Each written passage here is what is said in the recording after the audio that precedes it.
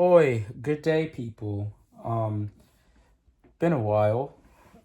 Sorry, I have a bunch of school and stuff to do. Um, I've just been super busy in general, um, so yeah, finally able to get some videos out now since it's summer break. But yeah, today we're just gonna be talking about um, just the playoffs in general. I'll touch a little bit about the Lakers as well, but I'm also gonna be doing homework while I talk because I need to get an assignment in summer assignments. But yeah, basically, what to talk about? I guess since I am a Lakers fan, I should just start talking about them.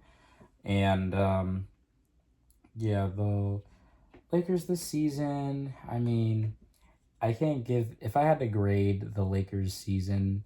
Uh, I would just say an A, just off the fact that we got Luca. So if we got a generational talent on our team this season, I don't know how you can uh complain otherwise. But obviously, it was a disappointing end to the season with us losing in the first round against the Timberwolves. But I like the Timberwolves; they're a great team. As far as like how and why we lost, I would say big portion of it is other players not stepping up. Austin Reeves, in particular, as well as just we just didn't have a center. And shout out to Jackson Hayes. He was like turning around. He was like being a serviceable center, but in the playoffs, you just don't want Jackson Hayes as your starting center and the only center you're playing. So, or at least traditional like size center. So yeah, not ideal, but but anyway, the Wolves. I say out of our first round matchups, they're probably. Well, let me read this.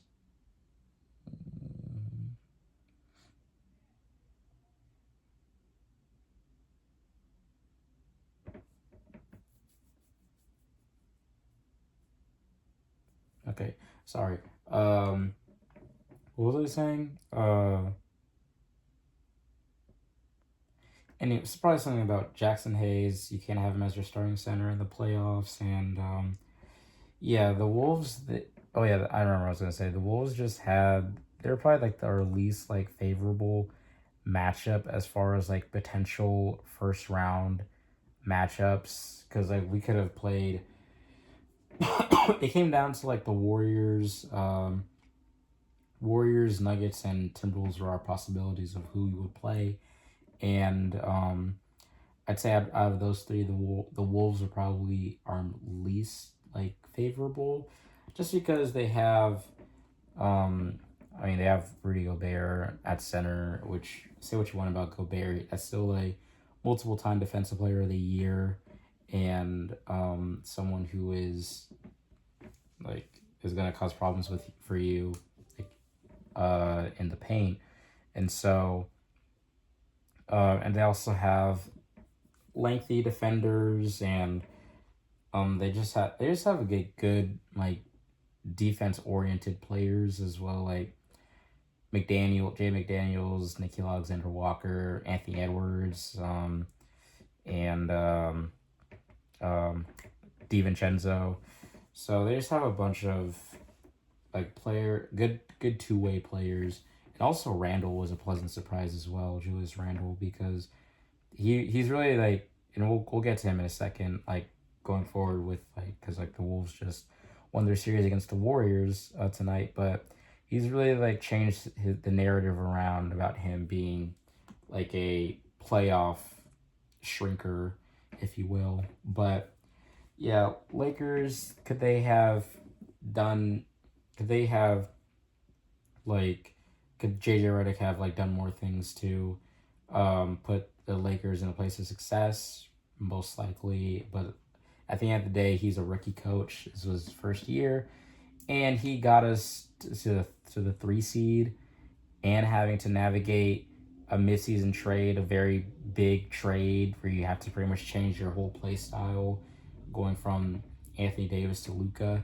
So you can't really knock JJ this season because he did as much as he could. Or he did about like as much as you would ask him to. But yeah, Rob Pelinka, go get a center, bro. We need a center. Get that. I don't know if it's possible, but there's this like rookie center or this like center from Duke. He's black, darker than I am. Like go get him. I forget. I think his last name starts with like an M or something. Go get that man. He's like a Derek Lively type of player build, and he can shoot as well. So he can be a stretch five and he can block shots. Could be a good rim protector, and he's a lob threat too. If it's possible, I say get him. But other than that, I'd say maybe try and get Nick Claxton or yeah. My dream is getting Nick Claxton. I like Nick Claxton.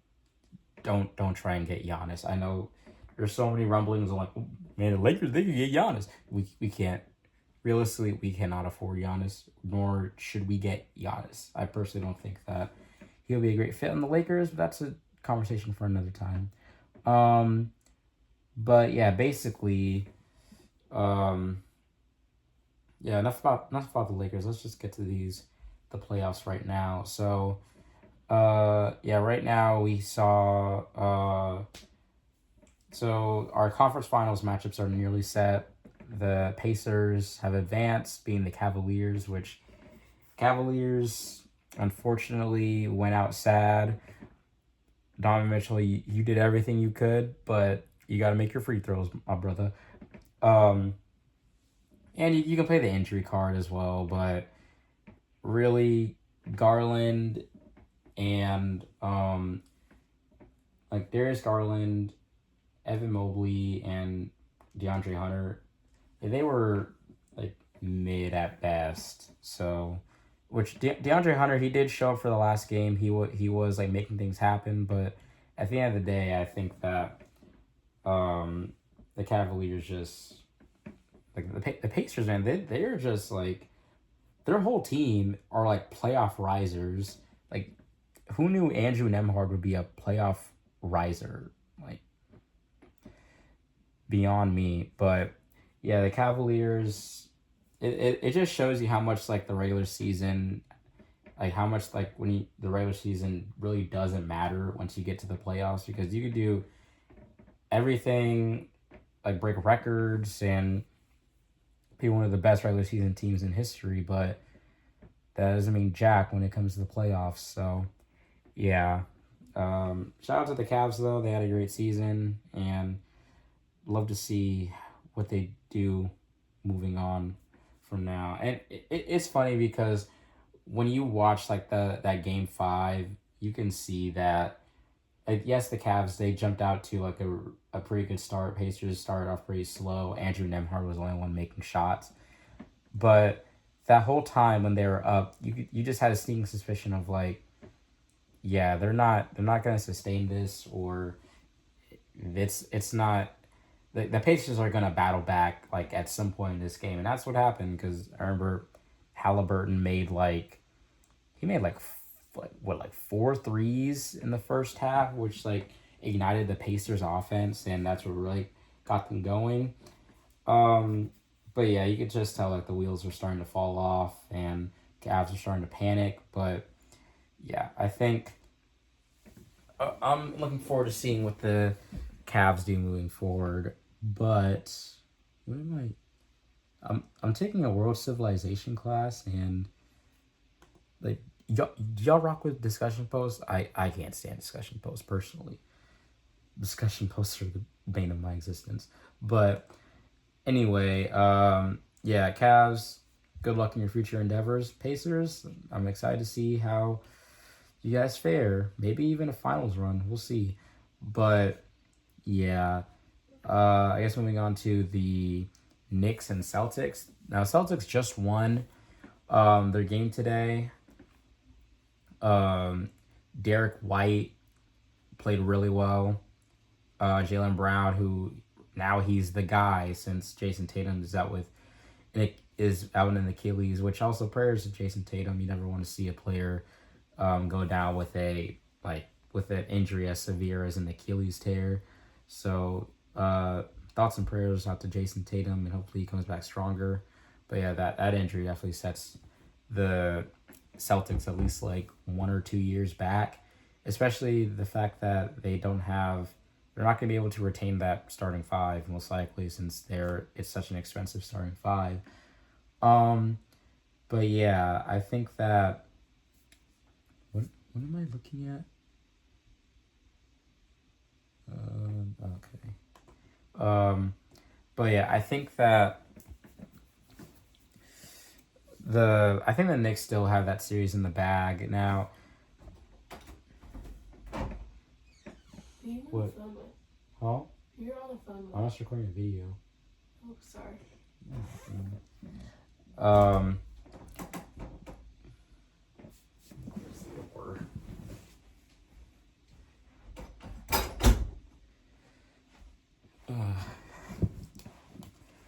Yeah, I think that the Knicks saw that season in the bag.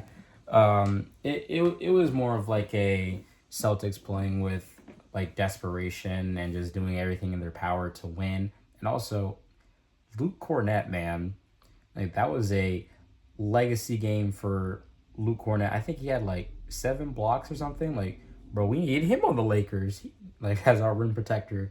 But I never seen Luke Cornett play like that. The man was blocking every shot imaginable. He had one save, that was pretty cool.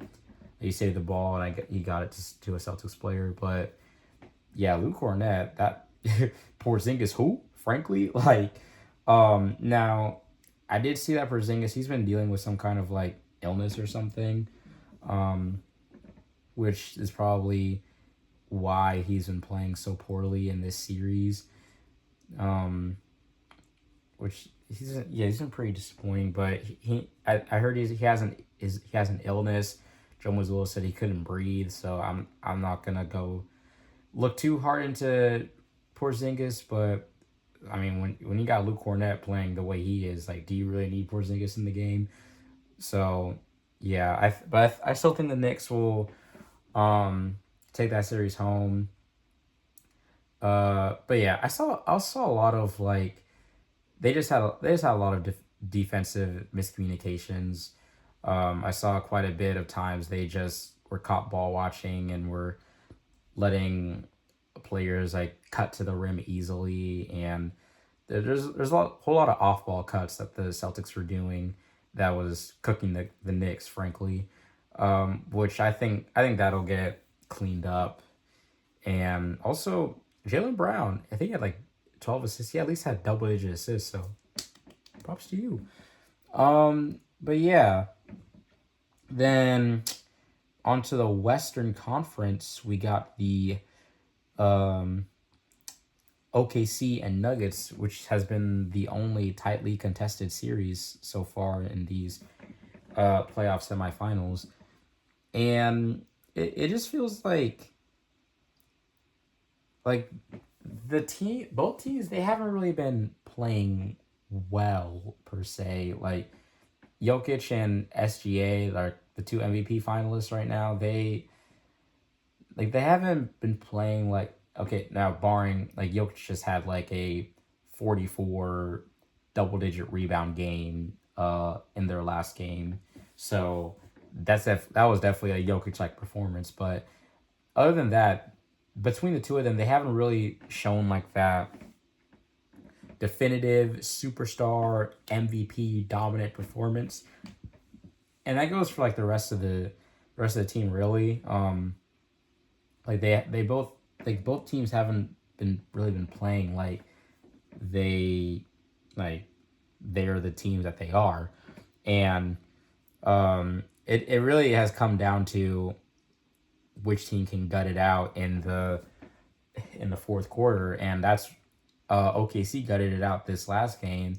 Especially, they got a huge lift from Lou Dort making a few threes. Those are very timely, and then SGA finally getting some clutch buckets to go to really like put away the game. But you got to feel for Jokic in those types of games, which that's been the trend with the Nuggets for the whole season is Jokic has to turn to Superman to keep the Nuggets in the game while the rest of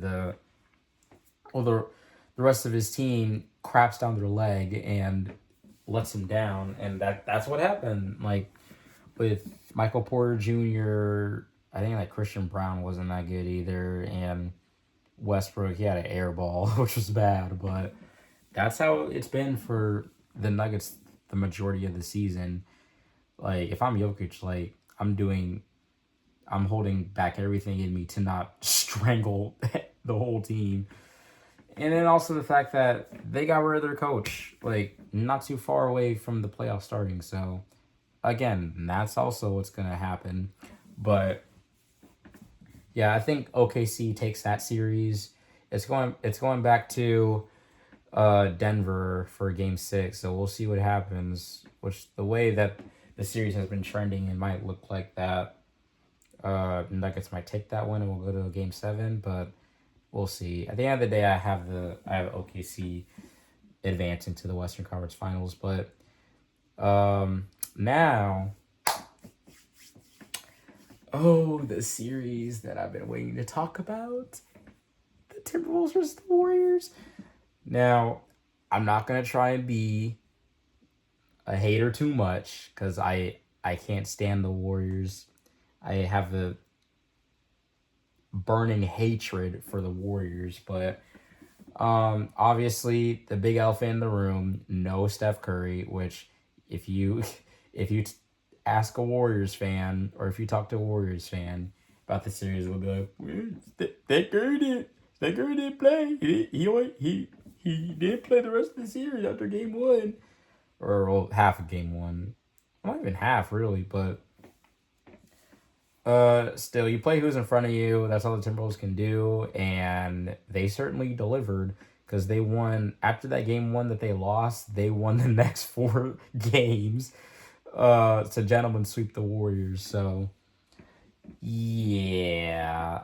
Now obviously, if Curry was playing, the series would go at least. I'd say the series would go at least like 6-7 games. I would still have the Wolves like inching, or I saw the Wolves like getting that series out and coming through with the win in the end. But yeah, obviously with no Curry, the Wolves or the my gosh, the Warriors are pretty cooked. But yeah, this and like when you look at this last game, this like the Game 5 that just happened, it was, and if you go to the Warriors side of things, it was a lot of dysfunction, miscommunication, some players playing scared. I, that's what I was seeing because you had a lot of there were a few defensive breakdowns. I know like Pat Spencer, in particular, the Warriors were in a zone, but it looked like Pat Spencer was like confused like with what they were running because when he was defending, he would just like he would defend and then give up. I think there was like a drive maybe Anthony Edwards had on him where he contested a bit but then just let him go get to the rim. I don't know if it was Anthony Edwards, but I remember Pat Spencer doing that, and it's just not ideal. And then on the offensive end, it was a lot of like players just overly passing. Like Brandon Pajemski. Now Pajemski, I by far he was the best player on the court for the Warriors, but there are a few points earlier in the game where he was just like didn't want to shoot the three. Like he would pass up a wide open look for a more and pass to someone who's contested on their shot, and like I started to like change, and he started to become more aggressive. But still, you can't have plays like that, and you at the end of the day you can't rely on Brandon Pajemski and Draymond Green to be like your shooters in an elimination game. Like that can't happen. And now Jimmy Butler, man, like so Jimmy got traded. The Warriors traded for Jimmy midway through the season, and you can't argue that, um, or you can't like say that it didn't save their season because it did. Like the Warriors were like 11th, I think, when they got Jimmy, and then they made it to the play-in. So it definitely saved their season. They kept the Warriors still in contention, but or at least gave them a fighting chance in the playoffs. But like all the talk about we got playoff Jimmy now, we got playoff Jimmy, and he really only showed up for like one game. You can give him game one, but he really only showed up for game four. Um, yeah, he really only showed up for game four, and where he had like 33, and then pretty much after that, it was just, or other than that game, he was pretty pedestrian. It looked very reminiscent of Ben Simmons in the playoffs, where it would feel like Jimmy would do this ad nauseum, drive to the hole, and inevitably just kick it out. He did that so many times. Even when he like had a good like it looked like he had a good shot attempt at the rim. Even if it was lightly contested, he wouldn't go for it and would just kick it out, which is one of the most frustrating things about Jimmy Butler at times is that you want him to be playoff Jimmy. And when he's not that, it's like, or when he's not looking to score, it's like, what are we paying you 112 something million for just to drive to the hole and kick it out inevitably? So yeah, Jimmy was definitely disappointing, but at the same time, like, can Jimmy still like turn it on? Like that 2023 playoff run with Miami, can you still do things like that, like going for like 50 plus against the Bucks, or or completely taking over a game? Is he still capable of that? Now, granted, he did have that tailbone injury against the Rockets, so that might have hampered him a bit. But like, if you can play, if you're available to play, then you got to be giving your all out there. And I wasn't really seeing that from Jimmy. And as like the number one option with Curry out, I need more. Like, you need more from him. You can't just have like one game he only gets like 9 shots, or like one game he only gets 9 shots, or like or sorry, game three was when he had 33 points.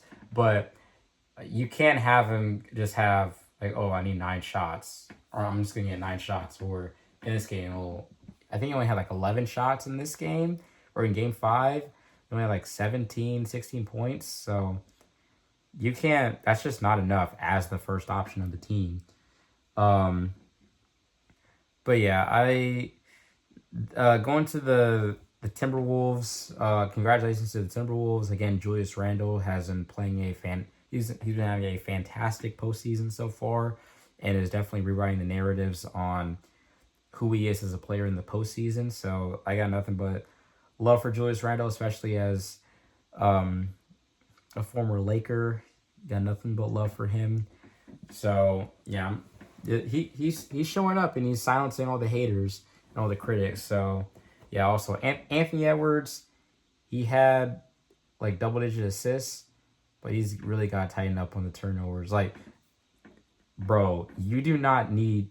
I do not want to see Anthony Edwards getting ripped by Buddy Hield or getting stopped defensively by Buddy Hield. Like, that just can't happen if you're the player that Anthony Edwards is. So he needs to tighten up on those turnovers.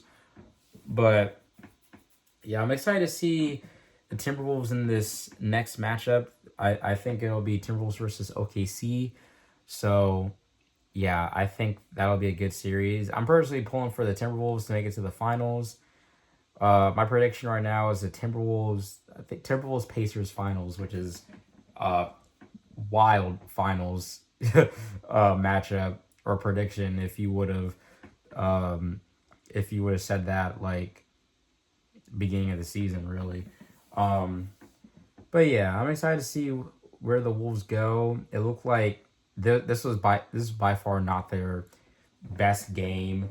Um, this is definitely not their best game. Like Anthony Edwards, this he could have had a better game. Um, a lot of the time, it looked like they were just like playing with their food and like playing down to their competition, but really they didn't have to try like super hard like with the Warriors because like, the Warriors they were just like operating like headless chickens out there. And but shout out to Jonathan Kaminga though. Like Kaminga was hooping, and I'm interested to see if he will remain on the team because like in my opinion, Kaminga he can he's a good player, no doubt, but I feel like he can't be at least where he's at as a player right now in his career. He can't be a part of a system for a superstar player on the team. I feel like Kaminga has to be the number one or number two guy to really thrive as a player. And with him, like when Curry went down, he's pretty much the number two guy behind Jimmy. And like this game, he put up like 20 plus. He had 30 in game three. Yeah, I think in game three or game four, one of those. But he can't really fit in that system, which was why that he wasn't really getting playing time. And like I feel like he would thrive on a team like one of the bottom feeder teams, maybe like the Wizards or something. So yeah, I personally think he's gonna get traded. I know a lot of Warriors fans are saying they're gonna trade for Giannis, but we'll see about that. I don't know like where Giannis is gonna go, or if he'll just stay in Milwaukee. That's a conversation for another time. Um, but yeah, this is kind of just. I'm just gonna end the video here. It's just kind of just like a checkup video, and just like an update and my thoughts on the current playoff landscape so far. So yeah, that's all I had. I will see you guys later. I'm gonna try and be more consistent, especially with the conference finals coming up soon, and try and cover as many games like or try and cover all the conference finals games and like cover every game um, moving forward until like the finals is over. So I'm be trying to be a lot more consistent. But yeah, I will see you guys on the flip side. Bye.